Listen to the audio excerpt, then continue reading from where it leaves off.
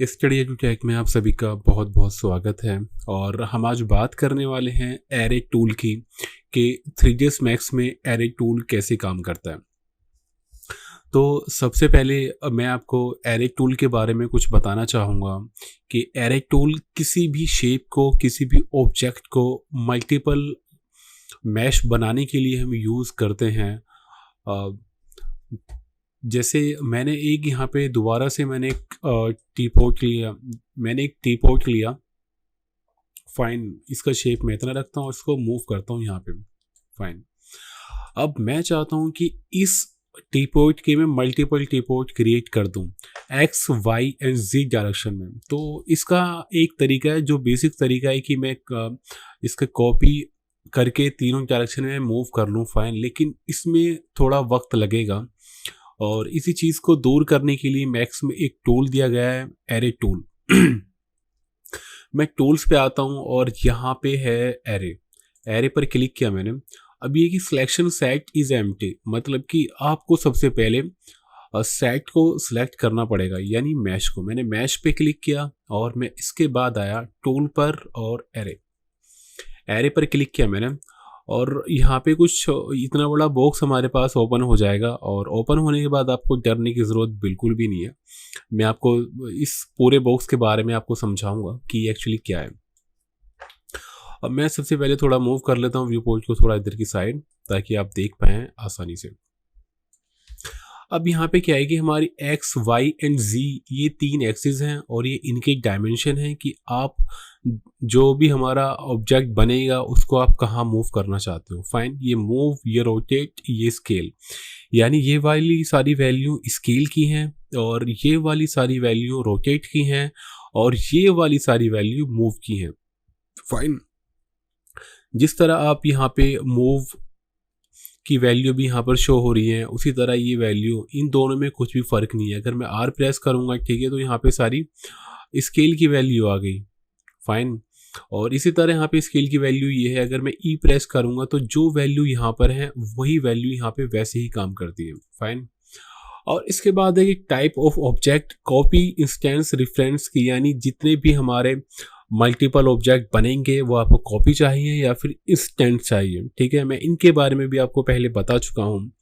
और फिर हम बात करते हैं एरे डायमेंशन की कि एरे डायमेंशन होता क्या है। सबसे पहले है 1D।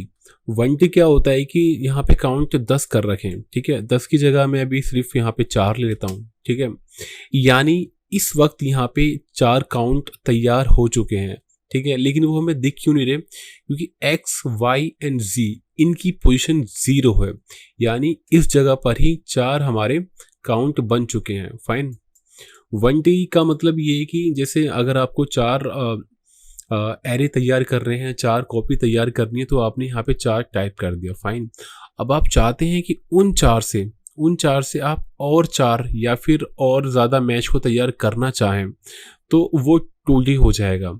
और टू डी के बाद जैसे आपने 2D में भी टाइप यहाँ पे 4 कर दिया, ठीक है, फिर आप उन चारों से भी और 4 ऑब्जेक्ट को क्रिएट करना चाहें तो वो 3D हो जाएगा। फाइन, तो ये लेक्चर बहुत हो गया, अब मैं आपको प्रैक्टिकली करके दिखाता हूँ। जैसे एक्स वाई एंड जी इस वक्त मैंने 4 कॉपी कर रखी है यहाँ पे, और हम प्रीव्यू को चेक कर लेते हैं ताकि यहाँ पे कुछ भी चेंज हो तो मैं यहाँ पर देख पाऊँ व्यू पोर्ट में। अब मैं एक्स की जो है उसको थोड़ा चेंज करता हूँ। फाइन, फाइन, ये एक्स डायरेक्शन है। फाइन, तो आप देखेंगे हमने यहाँ पे 4 टाइप कर रखा है, तो ये हमारे 4 टी पोर्ट शो होने लगे। यहाँ से अगर मैं 5 करूँगा तो 5 शो होने लगे। और वाई की जो डायरेक्शन है वो डेप्थ है एक्चुअली। जैसे मैंने डायरेक्शन चेंज की तो आप देखेंगे ये वाई की डायरेक्शन में मूव कर रहा है। इसको मैं अभी 0 रखता हूँ। ठीक है, और ये जी यानी अप एंड डाउन कि आपको ऑब्जेक्ट कितने डायरेक्शन में चाहिए। फाइन, अगर मैंने यहाँ पे 45 टाइप कर रखा है, फाइन, तो 45 का मतलब ये कि ये वाला जो हमारा लास्ट वाला जो टिप होता है यहाँ से लेकर यहाँ तक जो एंगल है वो 45 है। ठीक है, और इन सब के बीच का एंगल भी 45 है। अगर मैं 90 करूँगा तो एक ये बिल्कुल सीधी लाइन में आ जाएंगे। ठीक है, ये कुछ इस तरह। अब ये 90 के एंगल में मुझे लग नहीं रहे, मे बी क्योंकि एक्स एक्सिस मैंने 34 कर रखा है, अगर मैं इसको 0 कर दूंगा देन ये पूरे 90 दिखने लगेंगे मुझे। फाइन, तो मैंने थोड़ी वैल्यू बढ़ाई यहाँ से और मैंने 90 को किया मैंने अप्रोक्स 0, ठीक है, तो सारे ज़मीन पर आ गए, ठीक है। और एक्स की वैल्यू थोड़ी कम कर लेता हूँ, मे बी शायद 20 बहुत है, ठीक है, 20 और 40 बहुत है, ठीक है, तो ये हो गया, ठीक है। और उसके बाद हम बात करते हैं रोटेट की। रोटेट क्या है कि आप किसी भी मैच को रोटेट करने के लिए, लाइक अगर आप एक्स के एक्स एक्सिस को रोटेट करना चाहते हैं तो आप रोटेट कर सकते हैं, फाइन है ना। अब ये 28 एंगल, फाइन, यहाँ से लेकर यहाँ तक, फाइन, इन दोनों के बीच का जितना एंगल है वो 28 है। अगर मैं 45 कर दूंगा, ठीक है, यहाँ से लेकर यहाँ तक इसके बीच का जो भी एंगल है वो 45 है। और उसके बाद वाई एक्सिस को आप चेंज कर सकते हैं, ठीक है, कुछ इस तरह, और आप जी एक्सिस को भी चेंज कर सकते हैं, ठीक है। तो रोटेट ऐसे काम करता है। और हम इसके बाद बात करते हैं स्केल टूल की। मैं स्केल टूल जैसे अब मैं इसको यहाँ से इंक्रीज करूँगा, फाइन, अब ठीक है, अब यहाँ पे 135% है, ठीक है, इसका 135 ये है, इसका 135 ये है, इसका 135 ये है और इसका 135 ये है, फाइन। अब ये सिर्फ ये एक्स एक्सिस पर स्केल हुआ है, ठीक है। अगर आप फिर आपको वाई पर भी स्केल करना पड़ेगा, फाइन, फिर आपको जी पर भी स्केल करना पड़ेगा, ठीक है। तो आप कोशिश ये करिए कि इन तीनों की वैल्यू सेम हो। अगर आप सेम नहीं है तो आपका जो ऑब्जेक्ट है, जो आपका डुप्लीकेट हुआ है, वो नॉन यूनिफॉर्म स्केल होगा, यानी उसकी तीनों एक्सिस की डायमेंशन अलग अलग होगी, कहीं से बहुत ज़्यादा चौड़ा होगा, कहीं से बहुत ज़्यादा पतला होगा। तो आपको यूनिफॉर्म स्केल करना है, तो उसमें यहाँ पे एक ऑप्शन है यूनिफॉर्म। अगर आप यूनिफॉर्म पर क्लिक कर देंगे तो ये यूनिफॉर्म स्केल हो जाएगा, फाइन। जैसे 135 इस वक्त, अब सिर्फ आपके पास एक एक्सिस आएगा और आप एक एक्सिस को इंक्रीज या फिर डिक्रीज करेंगे तो तीनों एक्सिस इंक्रीज या फिर डिक्रीज होंगे। जैसे मैंने 110 किया, फाइन, तो आप देखेंगे एक्स वाई एंड जी तीनों एक्सिस हमारे स्केल हुए हैं, ठीक है। कॉपी इंस्टेंस में इनका फ़र्क आपको मैं बता ही चुका हूँ, फाइन। और इसके बाद आते हैं हम एरे डायमेंशन पे। अभी यहाँ पे मैंने 5 काउंट कर रखा है, ठीक है। इसके बाद 2D पर आते हैं, ठीक है।